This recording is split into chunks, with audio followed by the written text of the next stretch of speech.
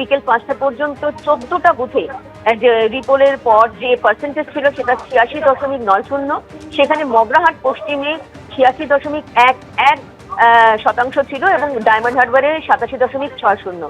কিন্তু একটি বুথ এখানে বুথের পার্সেন্টেজ দেওয়া হয়নি। অন্যদিকে জানিয়ে রাখি 3টে পর্যন্ত যেটা বুথ পার্সেন্টেজ ছিল সেটা কিন্তু টোটাল ছিল 72.48, সেখানে মগরাহাট পশ্চিমে ছিল 72.50। অর্থাৎ 3টে পর্যন্ত কিন্তু 15টা বুথেরই পার্সেন্টেজ আসে এবং 3টের পরই দেখা যায় কিন্তু যখন 5টার যে পার্সেন্টেজ আসে সেখানে দেখা যায় একটি বুথের পার্সেন্টেজ কিন্তু কমিশন জানায়নি। পরবর্তীতে জানা যায় যে কমিশনের কাছে খবর আসে যে একদম 142 নম্বর বুথে যে মগরাহাট পশ্চিম রয়েছে সেখানে কিন্তু ফলস ভোটিং, শেষ পর্যায়ে ফলস ভোটিং পড়েছে, সেই কারণে কিন্তু সেই পার্সেন্টেজ এখনো পর্যন্ত আসেনি। অর্থাৎ বলা যেতেই পারে যে একদম শেষ পর্যায়ে ফলস ভোটিং এর অভিযোগ এবং ফলস ভোটিং কিন্তু নির্বাচন কমিশনকে ভাবাচ্ছে এবং এই কারণে শুধুমাত্র মগরাহাট পশ্চিম নয়, ফলতানিও কিন্তু চিন্তা ভাবনা করছে নির্বাচন কমিশন। কারণ কালকে রিপোর্ট হচ্ছে না মগরাহাটে, জানিয়ে রাখি আরো একবার বলে দিই, রিপোর্ট হচ্ছে না ফলতায়, এবং সেক্ষেত্রে ফলতা নিয়ে কি সিদ্ধান্ত নেবে নির্বাচন কমিশন সেই নিয়ে ভাবনা চিন্তা চলছে। তারই মধ্যে ফলস ভোটিং এর অভিযোগ এলো, যেটা হচ্ছে মগরাহাট পশ্চিম 142 নম্বর বুথ, সেখানে কিন্তু পার্সেন্টেজ এখনো পাওয়া যায়নি কমিশনের তরফ থেকে। রুমা, ধন্যবাদ।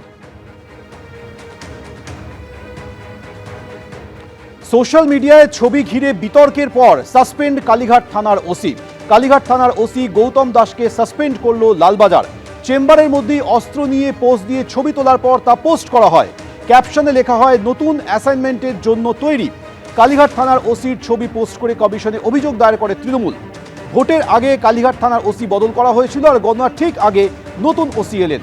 সাসপেন্ড করা হলো কালীঘাট থানার ওসি গৌতম দাসকে। কালীঘাট থানার নতুন ওসি হলেন চামেলি মুখোপাধ্যায়। উল্টোডাঙ্গা থানার ওসি চামেলি মুখোপাধ্যায় এবার কালীঘাট থানার নতুন ওসি হয়েছেন। সার্ভিস রুল ভাঙার অভিযোগে সাসপেন্ড করা হয়েছে কালীঘাট থানার ওসি গৌতম দাসকে।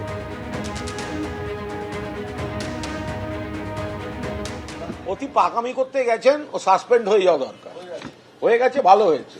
পাকামি করতে গেছে, ভেবেছে যারা বসিয়েছে তাদেরও সব বন্দুক ফন্দুক দেখিয়ে খুশি করলে বোধহয় ইয়ে হবে। বিজেপির হয়ে কাজ করেছে, বিজেপি সুপারিশ হয়েছে, অবিলম্বে শুধু সাসপেন্ড নয়, যে ওসি নিজের চেয়ারে নিয়ে পোস্ট দেন, পুলিশের অনেক ভালো কর্মী আছেন, অনেক দায়িত্বশীল ওসি আছেন, অনেক দায়িত্বশীল অফিসার আছেন, তারা কাজ করছেন। কিন্তু ওই বিজেপির রেকমেন্ডেশনে বসে যারা বন্দুক তাক করে ভাবছেন যে একদম অনেক কিছু এইসব, ওই মুজরো সিংহমের এই সমস্ত ছোঁয়াচ লেগেছে, মুজরো সিংহমের ছোঁয়াচ লেগেছে।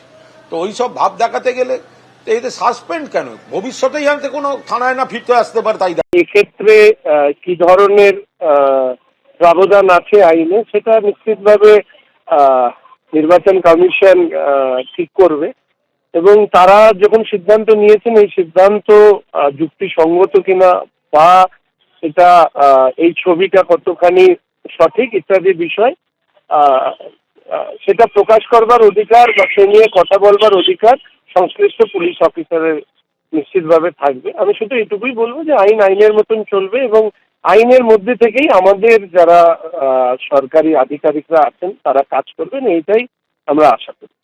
কমিশন যার হাতে 2.5 লক্ষ 3 লক্ষ ফৌজ আছে, সে এক ওসির বন্দুক দিকে ঘাবড়াবে না? এখানকার সিআরপিএফ ঘাবড়াবে?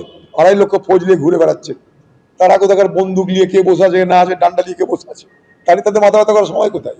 এবিপি আনন্দ, এগিয়ে থাকে, এগিয়ে রাখে।